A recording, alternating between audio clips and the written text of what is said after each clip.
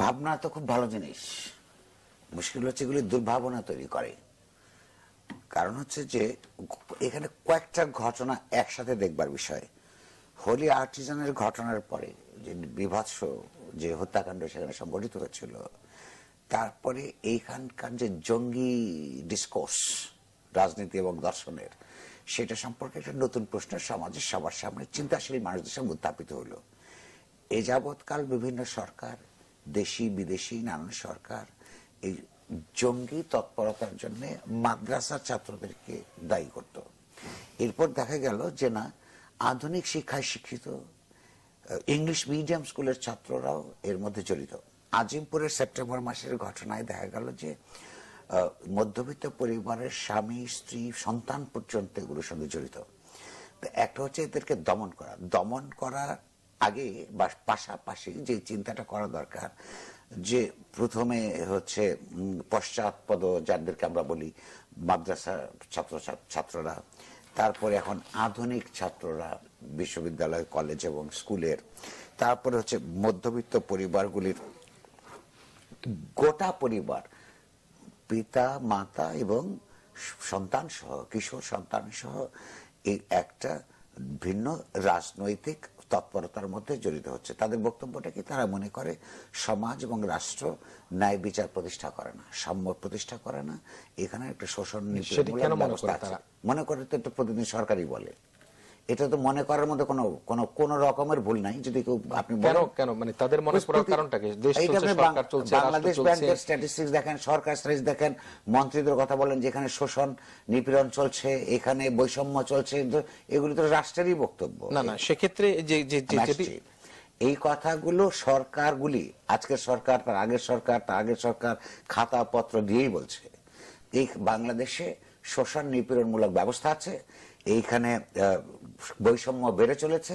এগুলি প্রতিটা সরকার, গত কয়েকটা সরকার এগুলি বলছে, এগুলি এখনো বলছে। এগুলি আপনি ওই বাংলাদেশ ব্যাংকের রিপোর্ট, তারপরে হচ্ছে অর্থ মন্ত্রণালয়, এই জায়গার মধ্যে এই সরকার তো বলছে নুরুল কবির ভাই যে দেশ মধ্যমায়ের দেশে যাচ্ছে, মানুষ সুখে শান্তি চাচ্ছে। মধ্যমায়ের দেশে তো সব সারা দেশের মানুষ যায় না, আমি সেটা একটা আরেক বিতর্ক আমি আসছি।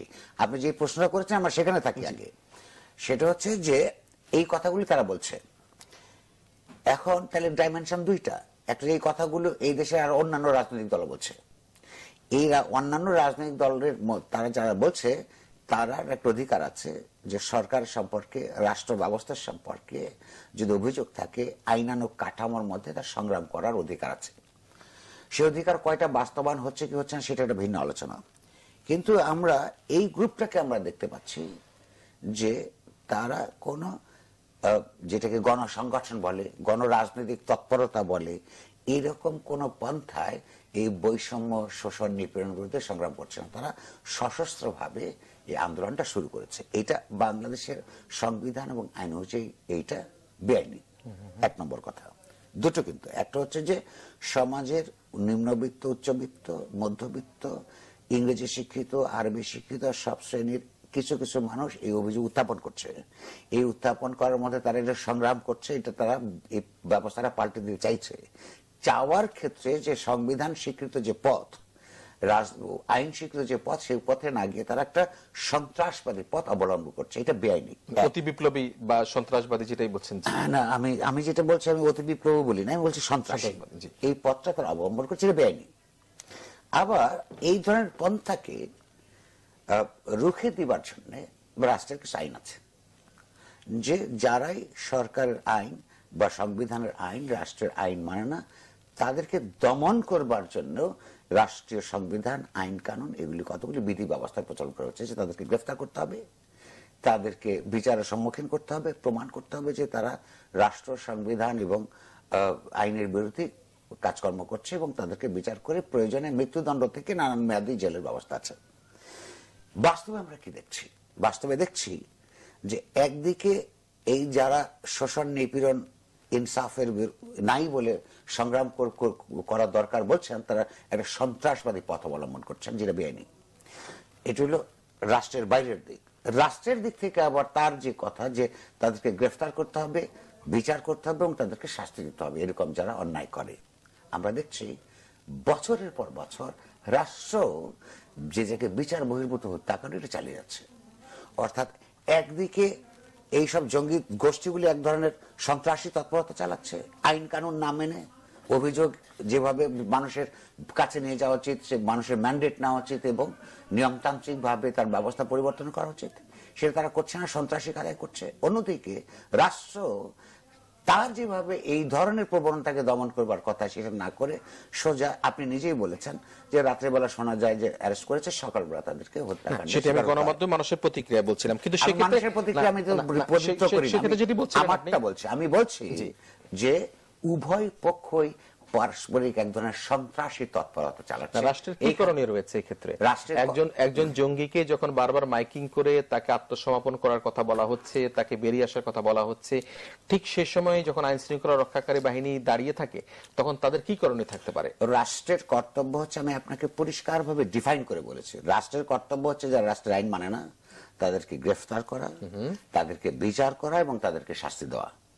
এবং সেইটা ব্যত্যয় ঘটছে বললে এই কিছুদিন আগেও বাংলাদেশ রাষ্ট্রের সুপ্রিম কোর্ট, রাষ্ট্রের সর্বোচ্চ যে হচ্ছে বিচার ব্যবস্থা, তারা আইন প্রয়োগকারী সংস্থাদেরকে হুঁশিয়ার করেছে, তাদেরকে নোটিশ দিয়েছে, তাদেরকে জবাবদিহি করতে বলেছে যে এই বিচার বহির্ভূত হত্যাকাণ্ড বন্ধ করতে হবে। আমি একটু ছোট্ট আপনার সময় নেই, নিশ্চয়ই আপনি আরো বিশ্লেষণ শেষ করতে চান, তারপর আপনি প্রশ্ন করেন। আমার নাগরিক হিসেবে উদ্বেগের বিষয় হচ্ছে যখন সমাজের মধ্যে দুই পক্ষ আইন কানুন বহির্ভূত, সংবিধান বহির্ভূত সন্ত্রাসী তৎপরতায় লিপ্ত হয়, তখন এই সন্ত্রাস উভয় দিকে বাড়ে মাত্র, এটা তো কমে না। জি, আমি যদি এক্সাম্পল হিসেবে ধরে রাখি, বললো এখানে আছেন, আপনি সেখানে জঙ্গিদেরকে ধরার জন্য গিয়েছেন, আপনি ধরেন পোশাক ধরে আপনি আছেন, আপনি মাইকিং করছেন, আপনি মনে করেন সেই ভূমিকা রয়েছেন, তারা সেখান থেকে বেরিয়ে আসছে না, তারা হুমকি দিচ্ছে, তারা গ্রেনেড হামলা করতে পারে। যদি প্রশ্ন করে থাকেন, উত্তর চান, তাহলে আমাকে ইন্টারাপ্ট করবেন না। জি, আচ্ছা, তা এইরকম কেসে কিভাবে তাদেরকে ধরতে হবে এই জন্য রাষ্ট্র মেলা পয়সা খরচ করে, ট্রেনিং দেওয়ায়। এইটা হচ্ছে, আমি পুলিশের লোক না, আমি হলো র্যাব কিংবা এই ইন্টেলিজেন্স এজেন্সির লোক না, এই ট্রেনিং আমার নাই। কিন্তু নাগরিক হিসেবে আমার এটা যথার্থ প্রশ্ন এবং জিজ্ঞাসা, যদি তারা বছরের পর বছর এক্সট্রা জুডিশিয়াল হত্যাকাণ্ড ছাড়া এদেরকে গ্রেফতার করে বিচার করতে না পারে, তাহলে যারা যারা এই সঙ্গে জড়িত রাষ্ট্রের দিক থেকে তাদের বিরুদ্ধে ব্যবস্থা নেওয়া উচিত। কিন্তু আমাকে প্রশ্নের উত্তর শেষ হয় নাই। আমার দুর্ভাবনার ব্যাপার হচ্ছে যে দুই তরফে যখন বেআইনি কাজকর্ম চলে, সেইখানে সেই সমাজে কোন গণতান্ত্রিক ব্যবস্থা প্রতিষ্ঠিত হয় না। গণতান্ত্রিক ব্যবস্থা প্রতিষ্ঠিত না হলে কোন নাগরিকের জীবনের কোন নিশ্চয়তা থাকে না। এক। দুই, আমি যদি আপনাকে উল্টো প্রশ্ন করি, আপনি যেভাবে জাস্টিফাই করছেন এসব হত্যাকাণ্ড, সেটা হচ্ছে যে যেই মেয়েটি পত্রপত্রিকায় যে খবর যেগুলো এসছে, সমস্ত পত্রিকা এসছে, যে একটা সুইসাইড বম্বিং এর মতন নিজেকে হত্যা করলো, কাণ্ডজ্ঞান কি বলে? সে তো এই ব্যবস্থার বিরুদ্ধে, এই আপনার আপনি আমি যেই ধরনের রাজনৈতিক ব্যবস্থা বিশ্বাস করি, এগুলিতে সে বিশ্বাস করে না। সে এই রাষ্ট্রের ব্যবস্থা বিশ্বাস করে না, এই বিচার আইন ব্যবস্থা বিশ্বাস করে না। তারা ভিন্ন ব্যবস্থা বিশ্বাস করে এবং তারা এই রাষ্ট্রের পুলিশ, মিলিটারি, র্যাব এদেরকে শত্রু মনে করে, তাদের বিরুদ্ধে তারা লড়াই করে। তো যেই মেয়েটি আত্মঘাতী সন্ত্রাসী বলে আমাদের পুলিশ বলছে, সে পুলিশের সামনে সকালবেলা এসে একা একা আত্মহত্যা করবে কেন? একটা প্রশ্নটা আপনার মনে জাগে না?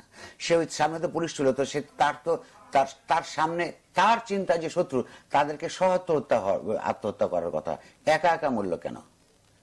এই প্রশ্নটা যে কোনো চিন্তাশীল মানুষের মাথায় আসবার কথা। সে তার সুইসাইডাল মেসেজটি ছিল।